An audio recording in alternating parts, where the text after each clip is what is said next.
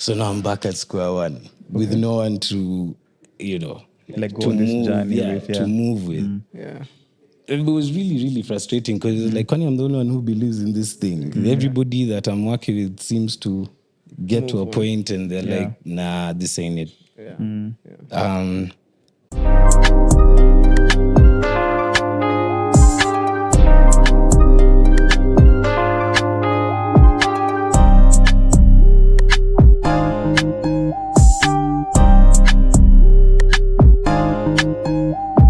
Hello, champions. Welcome to the Powered by Chapter podcast, where successful entrepreneurs and e-commerce experts share their experiences and practical advice for growing their businesses online. Chapter is an African technology company that enables businesses to maximize customer engagement and sales through social media platforms such as WhatsApp and Instagram. We're on a mission to impact 1 million entrepreneurs by 2030, and you can visit the link below to learn more about us. That's www.app.chapter.co. That's CHPTER. For the next couple of weeks, we have our series where Tesh and I will be inspiring founders by some of the brands that you love the most. Right before we get started, we'd love to ask you to subscribe to our YouTube channel and follow us across social media in Instagram, Twitter, and also Facebook. Our name is Chapter without the A. That's CHPTER.co. I'm excited to have you join us today. Let's see what we can learn here with our new guest. Hey, Mark. Hey, Tele. How Hey, you what's doing? up, Mambo? Tele, thanks for coming through. Yeah. We've been buddies for some time now. Yeah. And it's just so good to see the journey you've traveled up until now.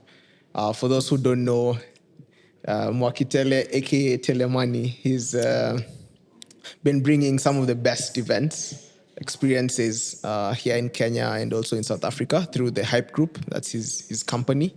And if you've gone to a concert, Conscience, Techno Miles, Casper, Malik Berry, Mr. Easy, like he's brought so many amazing artists, and I know there's more to come, and we'd love to hear about this journey. So, Tele, But your PTSD na for man. sure you have PTSD. It's an interesting part to start, but let's pause on that one. Yeah. So just tell us about yourself, like your story.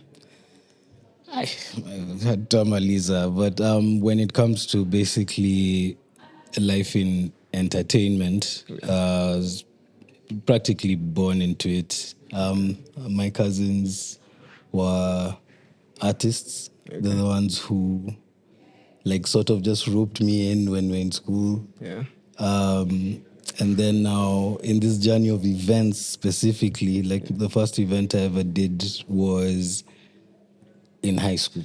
What? Unajua ile unamaliza fourth si lazima mfanye funky ukimaliza fourth. Yeah.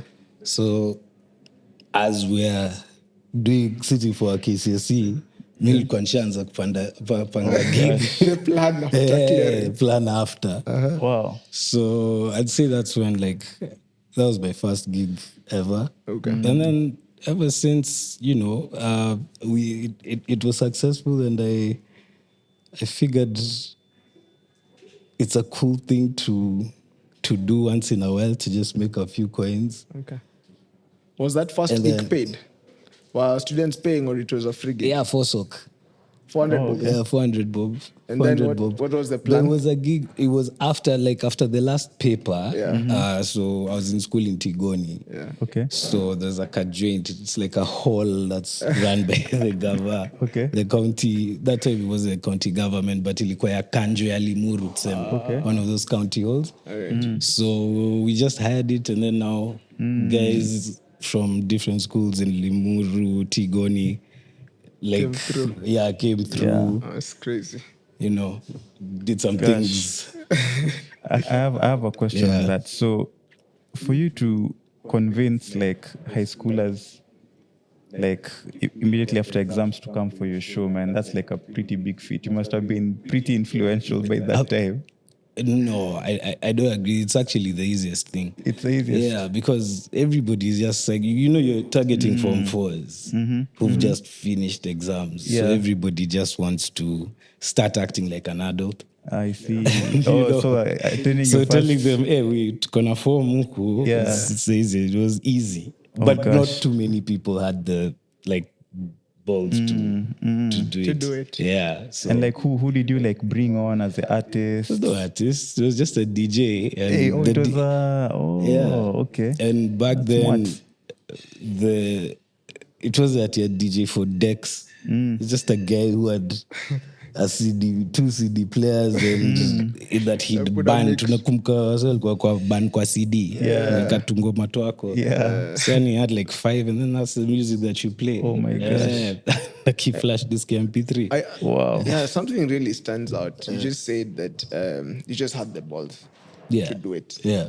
I feel like that's one theme that is recurring with a lot of entrepreneurs. Right. Is, how did you start?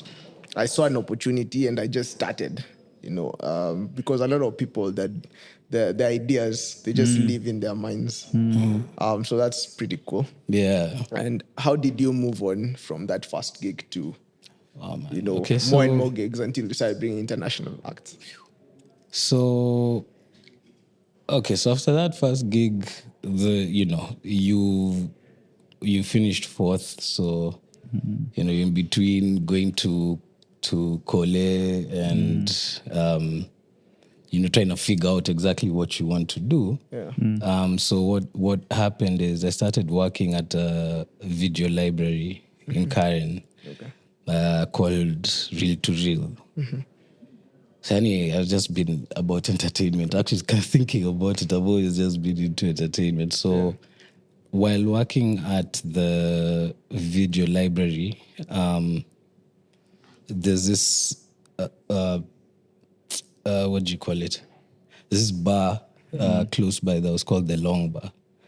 And, they were looking for DJs. Okay. And I was like, I like music, by the way. Why can't I just try and be a DJ? Because DJ was being paid 3 Gs. Okay. Per night. And a drink. Yeah. So I was like, Abu, let me try this thing, because now there's a guy called Buddha or DJ Sumo who was a client there. He was a DJ as well. So I asked him to help me learn how to DJ. Yeah. And that's exactly how I started learning. And then it so happened that my close cousin was also DJing. Yeah. So I ended up moving with that cousin of mine. Yeah. And he got a gig at a club called Barcode. So at the time, Kwanzaa, I don't have ID. So Barcode is literally the only club I can access because, I'm the back guy. Oh, yeah. So una bado ideas Oh hajatoka. my gosh. And you're organizing this event for this. Yeah, so if my cousin is at Barcode, that was the only way I could access the club. So I go with him. And then kidogo, I also start DJing. So I became a DJ fast. Yeah, so they used to call me DJ Red Eye. Yeah. And then so I was doing that and still working at the video library. And what then happened is there's 2 friends of mine who were in Rusinga. And they were now tele from 2 years back. Okay. Because they were finishing their IGCSEs and they wanted to do a gig. Okay. So they were planning a gig at a place called Blue Times. And, they hit me up because I was like one of the DJs that they knew. So when they organized the gig, for me it was one of those things for, hey, shit, I'm growing, Yeah, because you're getting referrals. Yeah, man. Plus You're they being know called. me and, it's a big deal. Yeah. and then they're talking about how they're going to get guys from different schools. So I'm thinking, this is like the same thing that we used to do, that as we did. That guy tells me, our ticket is 500 and 1,000 VIP. Wow. So I'm like, hey, okay, so at that point, I start thinking, hey, maze, ase atanilipa. So let me try, let me negotiate for a good figure that even if things chomeka, they can, wanaweza lipa pole pole mbele. Yeah. Wait. So the day for the event comes, and bro, I've never seen so many people in Wow. paying, It's still memorable till today. Till today. Because Blue Times was at up at the museum, where the museum hill. So there used to be many clubs up there. So I think you guys might know. Do you remember a place called Loft? Yeah, I remember Loft. Yes, So there's yes, a parking yes. lot. Below Loft was Blue Times, and then next was Treehouse. Oh, I remember. So Treehouse, Blue Times was in the middle. These kids packed it out with guys paying 500 shillings for a gig. So there were probably 1,000+ people. Yes. Wow. Now you see. Now me, I'm doing the math, because it was me and another DJ called BK, DJ BK, and their expenses were me, BK. BK came with the sound. I think he was paid 40K. Me, I was paid 15. Then they had like 6 bouncers who were paid like a G, 6 Gs, and then that's it. And the marketing, flyers, nini. Yeah. But So I'm they doing probably the spent math. like They 100,000. probably, like 100, like a lose 100. Yeah. So me, I'm doing the math. Yeah, you're like, damn, I'm like, yo, there's something here. He's so money. I don't. So yeah, so he was a guy called Marty and Maureen. So they did this, and me, I'm like, Jesus Christ, like these guys are just talking about Yeah. 100 G's like it's nothing. Me at that point in time, I was like, And how at this, many gigs do at I this have to point, how much are you earning at your 15 G's. and no, at your video library? Aye, that was a job for like 12. It was the day-to-day thing that you go in shift, so you'd be paid like 5 sock per shift. Okay. Then now, So at the end of the month, you're making like 12K. every guy can lose 12K. Yeah. Yeah. So The you're first saying job, this is too much money. Like this is over 'cause 1 at year that of point work. you don't really have, any mad expenses. You're still living at home and stuff like that. So Chums is yours to burn. So when I saw that, I was like, nah, there's something here. There's something. Yeah. So Mimi Nani told Maureen and Marty, hey, we have to shikana. Me, I don't want you guys to lipa me. Yeah.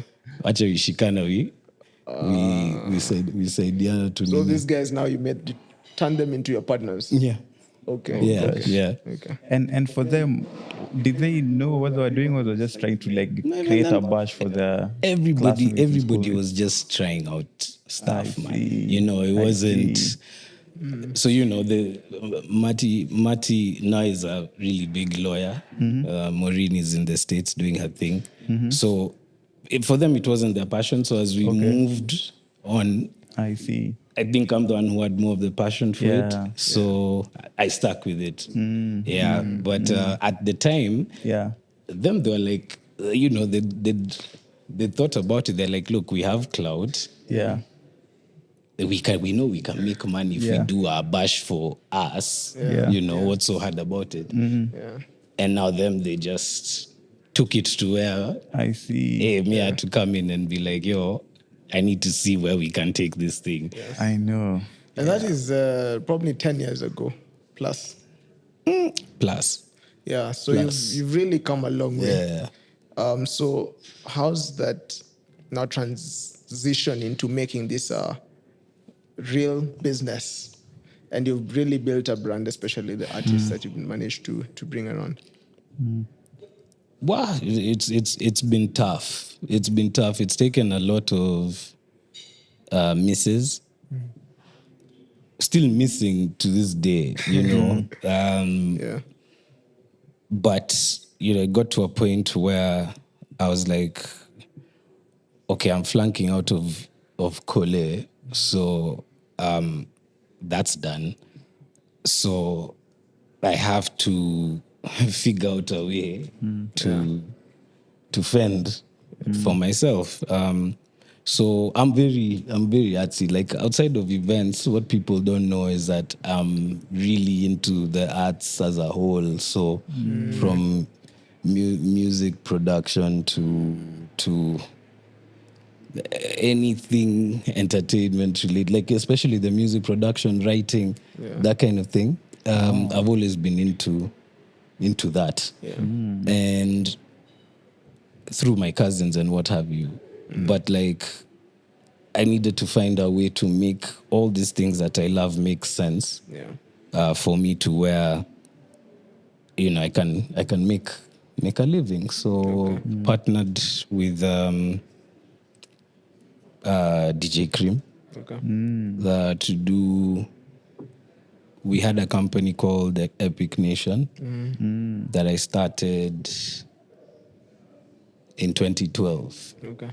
I remember As Epic a- Nation. I really like the swag. Yeah. The hoodies and stuff. They're really cool. Yeah, there's a whole story behind that, man. I wish we could speak. Yeah. Because I feel like I'm not doing the story justice. Yeah. But like to tell you the story of how we even got to Epic Nation. So, Please go ahead. Yeah. Tell us. Yeah, so I mean, we've done the events, the events thing now after that period with Marty and Maureen. Yeah. And then I meet Mikey Muton. Mikey used to be Kamula's manager. Later on, he became Kamula's Okay. manager. So Mikey was another youngin who also started doing events. I see. So me, I was like, My watch guy, out. my That's tribe. that's A my clash of tribe. titans. Yeah. Yeah. So we shikana. Okay. We shikana, we started doing events as well, right? And then somewhere there, I don't know, me and him were talking about it the other day, and we couldn't figure out where. There's a part we kosana, Yeah. chums, you know, there's just some these dramas that you have. I couldn't really remember why and when. Yeah. In retrospect, it was funny having the conversation because you're like, Yeah. it really didn't matter in Yeah. the grand scheme of things. So when me and Mikey would do our events on a consistent basis, but then now even he lost the I guess the love, the passion, the drive to do it. Okay. So now I'm back at square one with no one to, you know, Like go to on this move, journey with, to move with. Yeah. It was really, really frustrating because it's like, Connie, I'm the only one who believes in this thing. Everybody that I'm working with seems to get to a point and they're like, nah, this ain't it. Yeah. So, I mean, after me and Mikey parted ways, there's a point where I had my first issue, my first real. I don't know how to put this. It's when I delved more into alcoholism. Yeah. So, you know, you can imagine being in this space, just the pressures that it's coming with also, you know, being in entertainment, there's all kinds of sin is right there for you at a very affordable rate. Yeah. That's true. Then you're also dealing with, you know, maybe other mental issues from home and just societal things. So And business pressure, can you imagine? business Events pressure as is well, one of you know. those. Yeah, because it's the easiest event to fall into. Yeah. Sorry, it's the easiest business you can fall into, like some crazy debt. Yeah. Just like that. Okay. You know, so there's those pressures. So so that happened. Then I did rehab for like 3 months in 2012. Okay. Okay. And when I came out, Cream is one who was like, yo, Ebu, come here because of your brain. Ebu, you figure something out. We fanya. Yeah.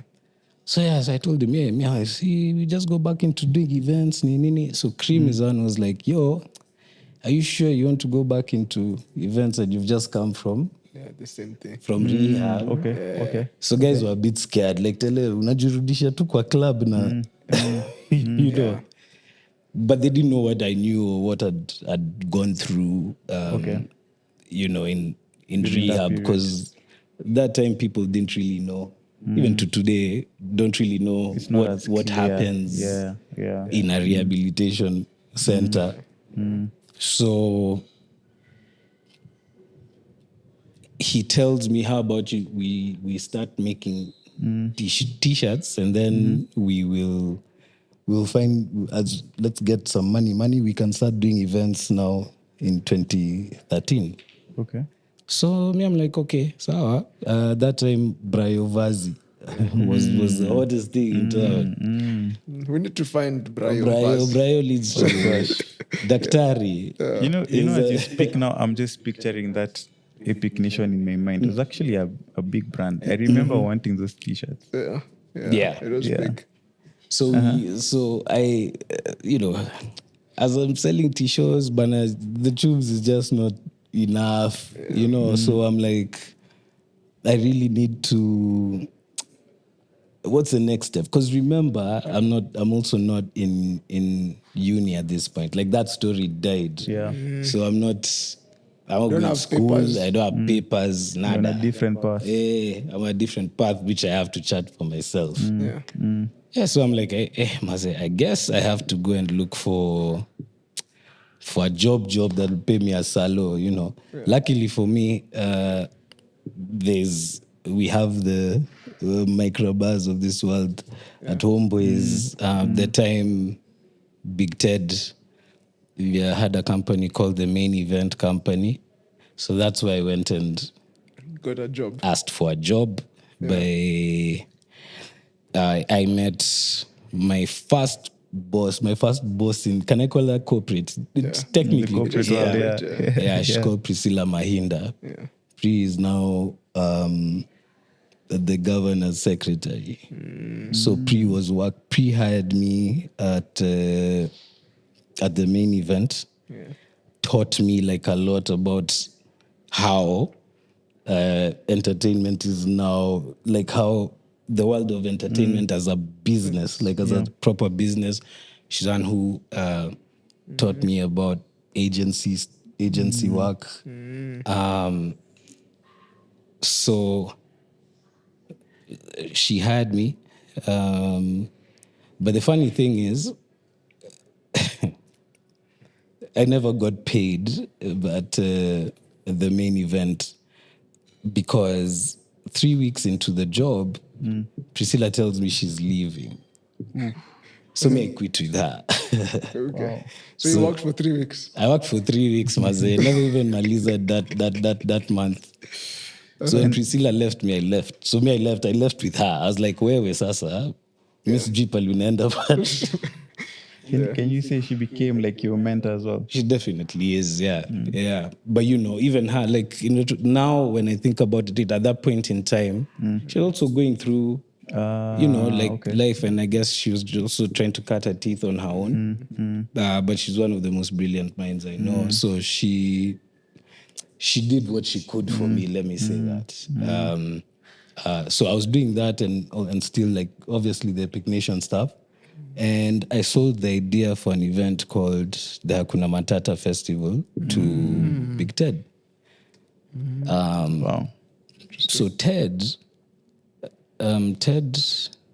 didn't... he didn't like the idea. He wasn't crazy about it. He wasn't crazy about it. Because I'm telling you about doing a party, a New Year's party in Naivasha, when he's been doing New Year's parties in Costo. Coast. So he sort of like deaded it. Yeah. Then I think I told Priscilla about it. She's like, cool. Yeah. But it's not like, even her now she's looking for Jobo. She have stores for G events. Okay. So now it was to convince Cream to convince other DJs who were the in thing to say no to the Coast gig and come and do Naivasha. So we managed to secure a grand total of one other DJ. Grand total of one. It was a hard job to convince It was guys, a yeah. hard job because guys were not seeing why the hell are we going to Naivasha on New Year's? But we had seen the opportunity because I'm like, si kila mtu enda Mombasa. Yeah, that's true. You know, so there must be guys in Nairobi who want to go for a short road trip where, you know, they could even maybe just drive back after. Yeah. And this is when is 2012 still? No, so this is 2013. 2013, okay. Yeah. Okay. So the one DJ is DJ Protege. Okay. Yeah. Okay. So Protege comes on board and, you know, he took my idea and ran with it, kabisa. So, you know, he hooked us up with Capital FM. So Capital FM came on board. Then I have a relative of mine who had an events gear company called Event Gear. His name is DJ Styles.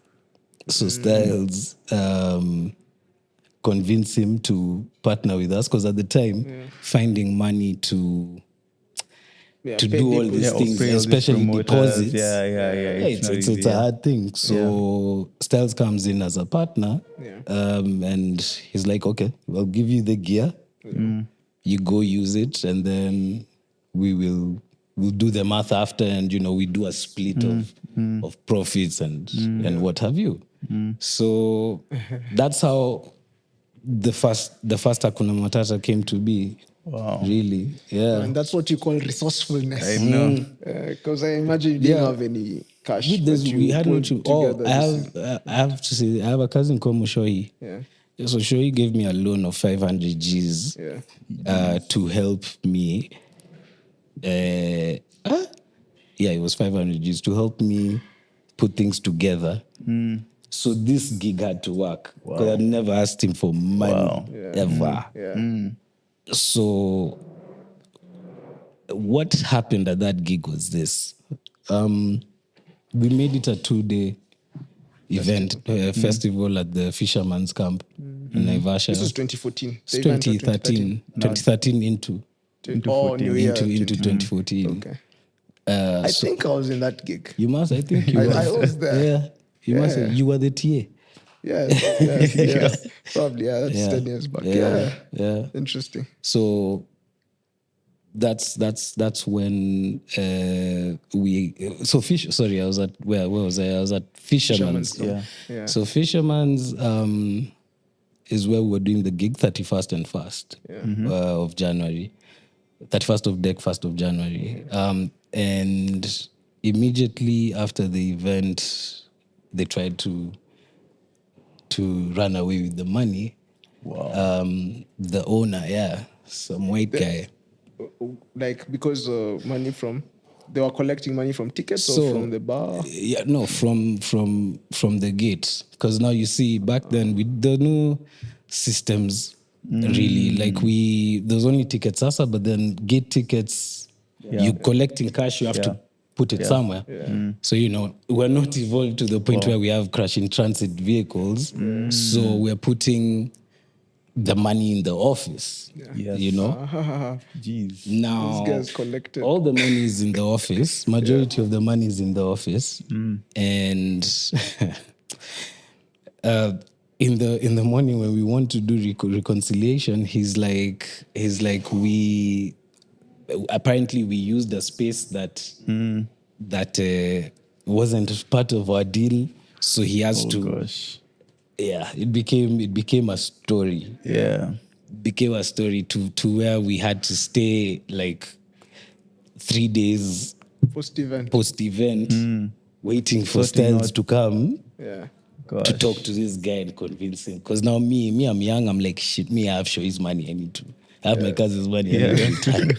Hey, that's just pressure. Oh, gosh. Siku moja nitawachapia hii story yote yani. Yeah, so I think eventually that was sorted. We made our money. How many people came for that event? Wow, that was about 3K. 3K, yeah, that was a good number for And me. what was your average ticket price? I think it was a G5. Okay. A G5. So guys, you can do the math. A G5, yeah. Okay. My Denny hapo and yeah, but we made some tunes. I won't lie. Yeah. Nice. So I mean that's just part of the story. Nice. I don't know. I told you. And actually leads to me to like the next question. And you've had this said a lot, like the events business is not for the weak. So what can you say about that? It's true. It's true. And you know, the thing about me is I'm led by passion. That's why I'm still here. That's why I still do it. That's why you know, mtu ushindwa tele ameenda wapi kidogo oya. Kumbe bado yuko hapa, bado anafanya hii stuff. I'm led by passion. It's what I love, and then you know, I believe in it. I believe in the industry. So you know, tutajaribu hadi ile siku, you know, things. So you keep trying, keep pushing. Yeah, we'll keep pushing. Yeah. What has been your most successful according to you? You know, success could be money or audience or whatever it is. Like that keeps on changing. Yeah, I mean, successful by most people's metrics would be financial. So you have conscience for that. How many people would be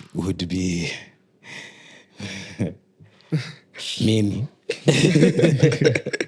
Yeah. You want me to look for the past videos and start counting the audience like sheep? No, but I saw it was really packed.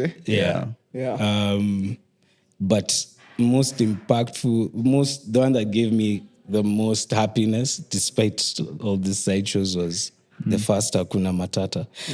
Actually, the second Hakuna Matata, which we did at the People's Park in Machakos. It was the first time we're doing an event an event was being done at the People's Park. And being that it was the second one, it wasn't on a holiday that, you know, you'd say, oh, maybe that was luck because it was New Year's. This was just an event in April on a Saturday. And we've asked people to come to Machakos. And it was... I remember that one. It was...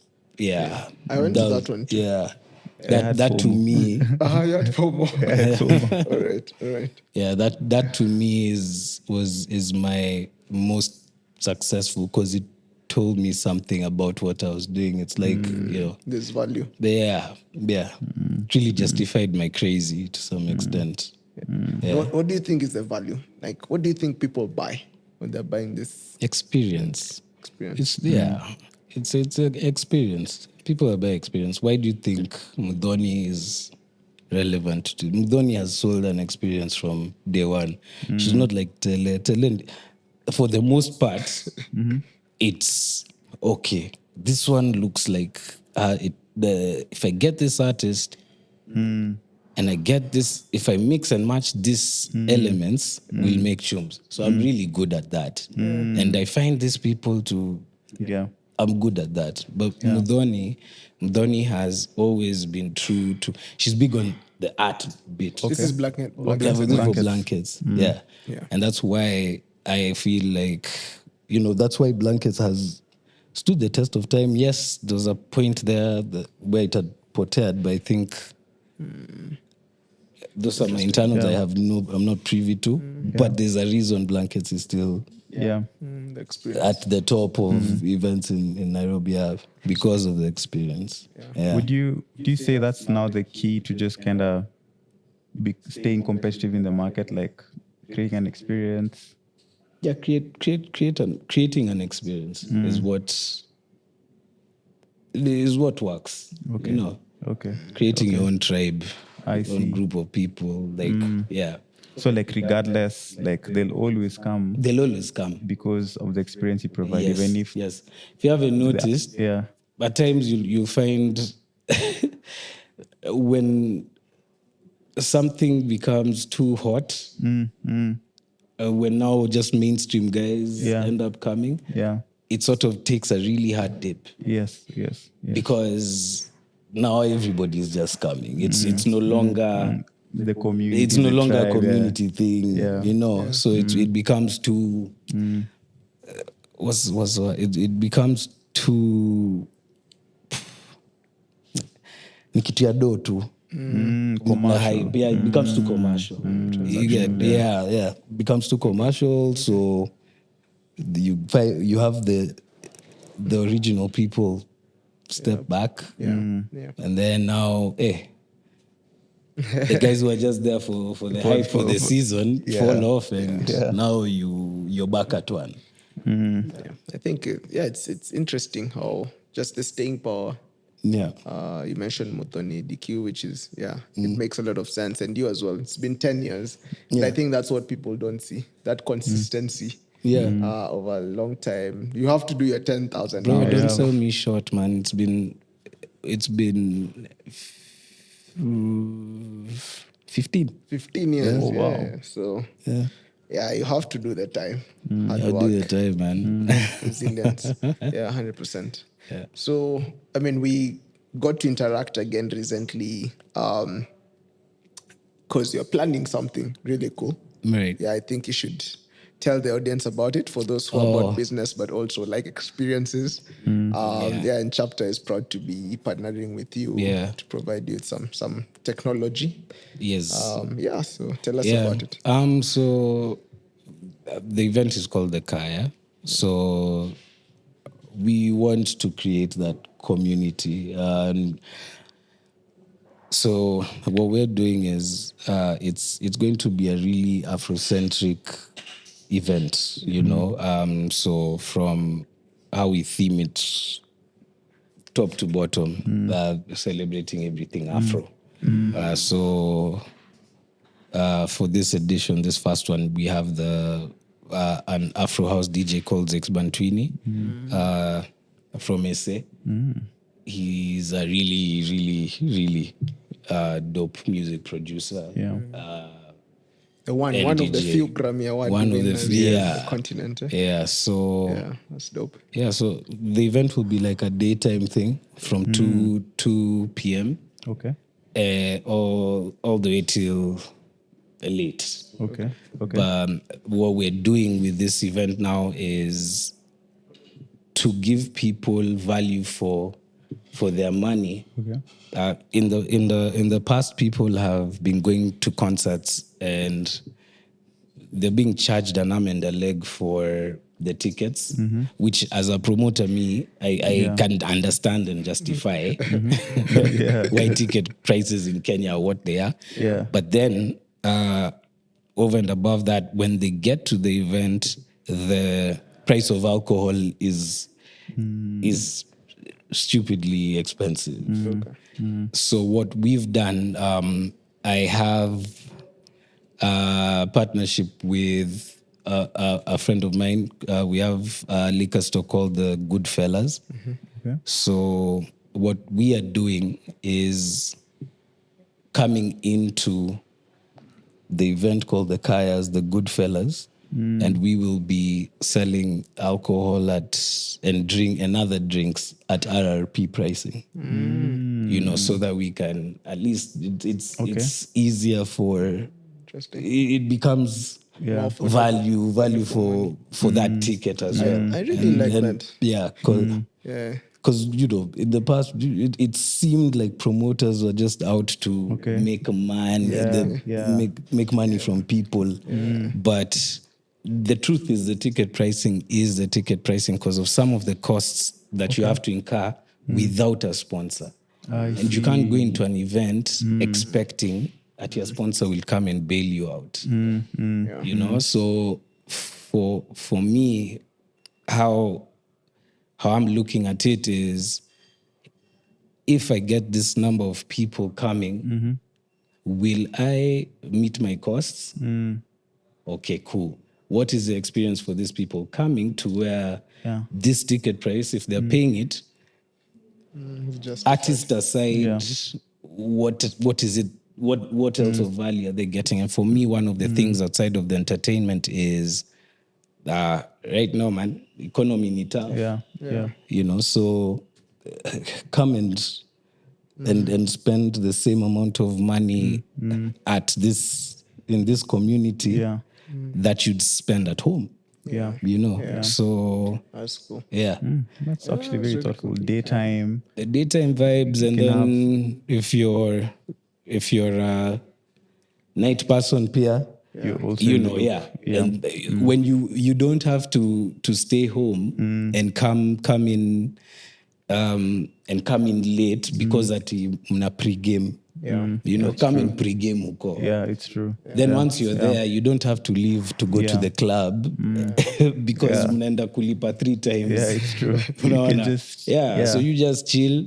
Asubuhi mkia, if you manage to make it, tukupatie soup. Nice. That's Kitupea nice. hiyo. Yeah. Yeah. Very, very cool. Yeah, so Alright. first edition, April 13th, you can find your tickets on hype.ke, powered by Chapter. Yes. Yeah, I love it. Yeah. Cool. Any parting shot for entrepreneurs, wannabe entrepreneurs? Ni hard, but it's worth it in the end. If you're passionate enough about it, it will work. Yeah. It will work, but don't. It sounds corny, but imagine if you're passionate about it, don't give up. It works out in the end. Yeah. For real, for real. Yeah. Love it. Yeah, but Cool. All right. You heard it, guys, from Tele. A very inspiring journey, you know, all the way from high school. 15 years later, he's still doing the thing he loves and he's making money from it. So today we'd like to wrap up with 5 ways that you can be sure to make your brand stick out and be sticky with your customers. And so the first one is really just developing a unique identity. Create a unique logo, color scheme, visual style that sets your business apart. So I know for us, we have a really cool icon, Power On, powered by Chapter, and that's makes us different. Yeah, go to number 2, which is having a clear message for your brand. So clear and consistent message communicates the benefits of your product or services. If you think about one of the clearest messages is from Nike, which is just that tick for just do it. Yeah. Nice. Number 3 is build awareness. So you really need to leverage the current platforms, social media platforms that everyone is on. Your customer, from old to young, is probably between Facebook and TikTok, doing something there. So share your brand story, your message over there. You'll be sure to capture somebody's attention. Number 4 is a strong website. So develop a user-friendly and visually appealing website that reflects the brand, identity, and message. If you think about it, your website is actually like the front door to your home.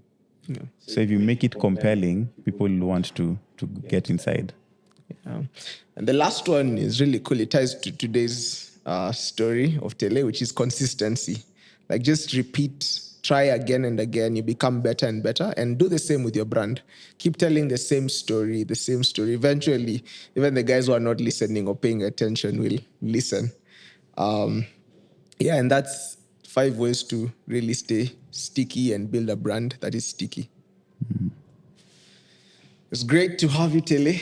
cheers, man. Thanks for having me. You're Very lucky. inspiring story. Spendangi easy view to squeeze. So we really appreciate you coming Squeeze. through. I'm sure guys have learned a lot, especially guys trying to get into the events. Anytime, man. So Anytime. Chapter champions, stay in the loop. Yeah, thanks, guys, and see you on April the 13th. Yeah. Yeah. All right, thanks, guys.